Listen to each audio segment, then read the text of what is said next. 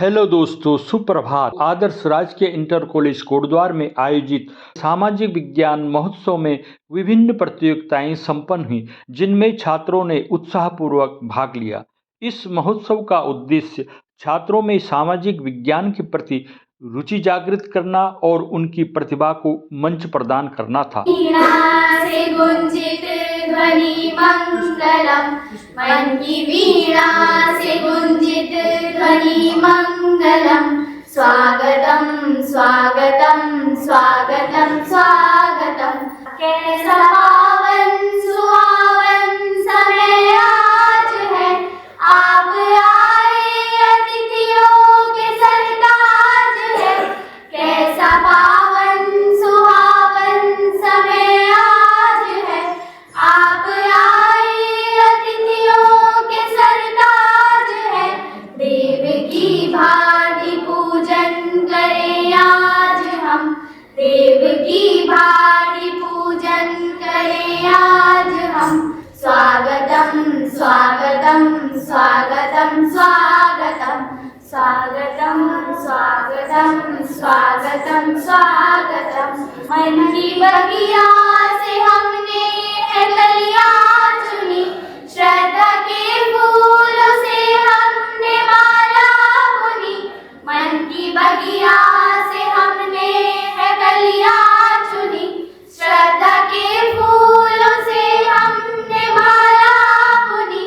करते हैं तुमको अर्पित सुमन आज हम, करते हैं तुमको अर्पित सुमन आज हम। स्वागतम स्वागतम स्वागतम स्वागतम। मेरे विद्यालय का नाम राजकीय उच्च प्राथमिक विद्यालय बालिका नगर क्षेत्र कोटद्वार है। आज मैं आप सबके सामने एक अत्यंत महत्वपूर्ण विषय सोशल मीडिया का समाज पर प्रभाव पर अपने विचार रखने जा रही हूँ। आज के समय में यदि किसी चीज ने पूरी दुनिया को सबसे अधिक जोड़ा है तो वह है social media. Facebook, WhatsApp, Instagram, YouTube, x, Twitter और न जाने कितने प्लेटफॉर्म ये हमारे जीवन शैली का हिस्सा बन चुके हैं। आज समाज के अधिकतम व्यक्ति प्रतिदिन अधिक से अधिक समय सोशल मीडिया पर बिताते हैं। यह हमारी चेतना, हमारे समाज और हमारे भविष्य को आकार दे रहा है। सोशल मीडिया के कई सकारात्मक पहलू भी हैं। सूचना और ज्ञान, दुनिया में कहीं भी क्या हो रहा है उसकी खबर हमें तुरंत मिल जाती है। शिक्षा और करियर की जानकारियां अब केवल एक क्लिक की दूरी पर है। इसने दुनिया को सचमुच एक वैश्विक गांव बना दिया है। भौगोलिक दूरियां समाप्त हो गई है। अब आप दुनिया के किसी भी कोने में बैठे अपने प्रियजनों या समान विचारधारा के लोगों से तुरंत जुड़ सकते हैं। संचार का साधन, पहले हमें एक पत्र भेजने में न जाने कितने दिन लग जाते थे, लेकिन अब सेकंडों में वीडियो कॉल करके हम अपनी बात कह सकते हैं। अब सूचना पर कुछ ही लोगों का एकाधिकार नहीं है। समाज के सबसे निचले तबके का व्यक्ति भी अपनी बात सीधे दुनिया के सामने रख सकता है। यह अभिव्यक्ति की स्वतंत्रता को एक नया आयाम देता है। चुनाव के समय में उम्मीदवारों द्वारा सोशल मीडिया का खूब उपयोग किया जाता है। प्रतिभा का मंच, गायन, नृत्य, लेखन या कला, हर कोई अपनी प्रतिभा दिखा सकता है और लाखों लोगों तक पहुंच सकता है। व्यक्ति की कला व अभिव्यक्ति के लिए यह एक अच्छा खासा प्लेटफॉर्म है।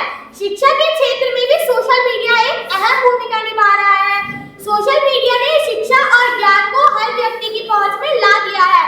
शैक्षिक वीडियो, ऑनलाइन कोर्स, विशेषज्ञों के व्याख्यान अब मुफ्त में उपलब्ध हो रहे हैं। देश चलता नहीं मचलता है, देश चलता नहीं मचलता है। मुद्दा हल नहीं होता, सिर्फ उछलता है। मुद्दा हल नहीं होता, सिर्फ उछलता है। जंग मैदान में नहीं, सोशल मीडिया पर जारी है। आज मेरी तो कल तुम्हारी बारी है। भारत का गौरव संविधान महान, सबको दे अधिकार समान। न्याय, स्वतंत्रता, बंधुत्व की नींव, क्योंकि लोकतंत्र का यही है प्रतीक। अम्बेडकर जी ने किया निर्माण, अम्बेडकर जी ने किया निर्माण, जन जन को दिया सम्मान। हर नागरिक का यह अभिमान, संविधान है देश की शान। धर्म, भाषा, संस्कृति का भेद नहीं, क्योंकि एकता में शक्ति सही, क्योंकि एकता में शक्ति सही। समानता का संदेश यही, क्योंकि एकता में शक्ति सही। आपको मेरा नमस्ते। यह एक ऐसी कृषि है जो हमारे आने वाले समय में हमको बहुत मदद करेगी, जिसमें सबसे पहले आता है वाटर हार्वेस्टिंग टैंक, जिसमें हम बारिश का पानी इकट्ठा करेंगे और उसको फिल्टर करके हम पी सकते हैं। जिसमें अगर वाटर जो हार्वेस्टिंग टैंक का पानी रहेगा वो रहेगा गंदा और उसको फिर साफ करके हम पी सकते हैं। इसको हमने फिल्टर कर दिया है और ये साफ पानी नीचे आ गया है। और जो फिल्टर बनाया है उससे सबसे पहले आता है बड़े पत्थर, फिर छोटे पत्थर, फिर कोयला, रेत और कॉटन, जो बारी बारी से जो कूड़ा रहता है उसको छान के फिर साफ पानी नीचे भेज देता है। इसका नाम है वाटर फिल्टर।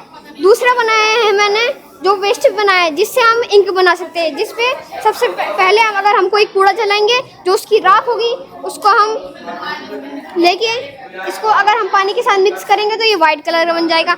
इसको हम ब्लैक कलर भी बना सकते हैं, जो भी पेपर रहेगा वो वैसे ही बन जाएगा। तीसरे पे आता है बायोगैस, जिसमें हम जो गाय का गोबर रहता है उसको हम पानी के साथ मिक्स करके उससे बायोगैस बना सकते हैं। मेरा नाम फारिया है, मैं कक्षा 8 की छात्र हूँ। मेरे विद्यालय का नाम राजकीय उच्च प्राथमिक विद्यालय बालिका नगर क्षेत्र कोटद्वार है। मैंने स्मार्ट सिटी बनाया, स्मार्ट सिटी अचल मॉडल बनाया। स्मार्ट सिटी का अर्थ क्या है? स्मार्ट सिटी, जैसे कि आप सभी जानते हैं, स्मार्ट सिटी एक डेवलपमेंट शहर है जिसमें ज़्यादा से ज़्यादा सुविधाएं होती है।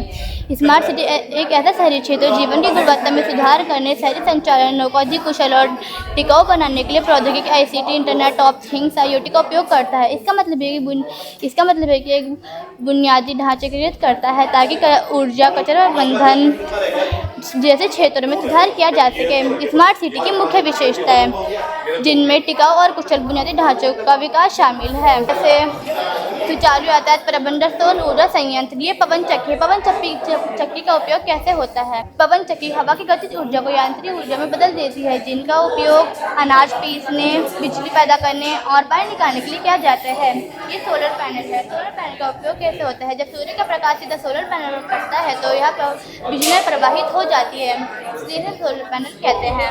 ये सिग्नल लाइट है। सिग्नल लाइट कैसे काम करती है? सिग्नल लाइट यातायात परिवहन को इशारा संदेश देती है कि आगे बढ़ो। स्मार्ट सिटी के देश के उदाहरण ज्यूरिख, ओस्लो, कैनबरा, दक्षिण कोरिया, ये सब स्मार्ट सिटी है। धन्यवाद। अगर आपको किसी भी कंपटीशन में, चाहे वो IAS का ही कंपटीशन क्यों ना, 11th-12th में जो आपके सब्जेक्ट हैं उनको बेहतर ढंग से कर लिया तो किसी भी एग्जाम में आप किसी भी कंपटीटर से पीछे नहीं होंगे।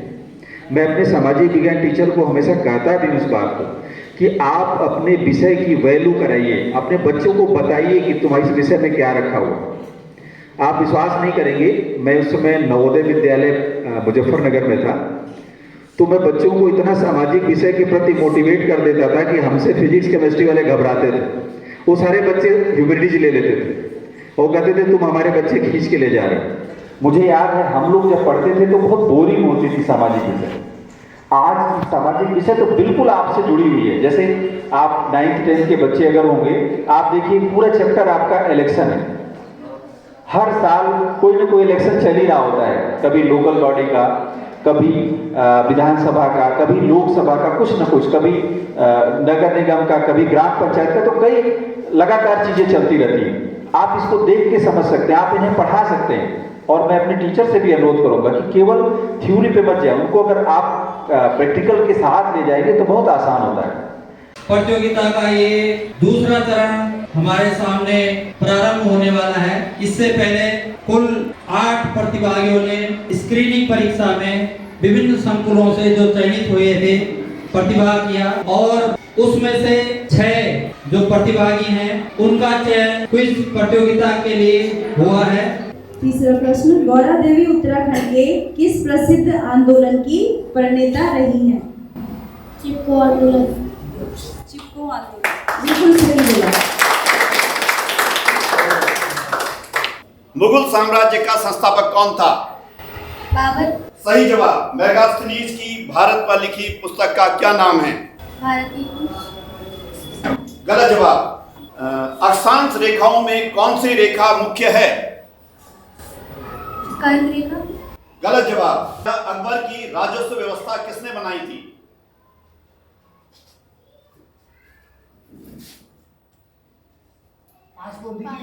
पास।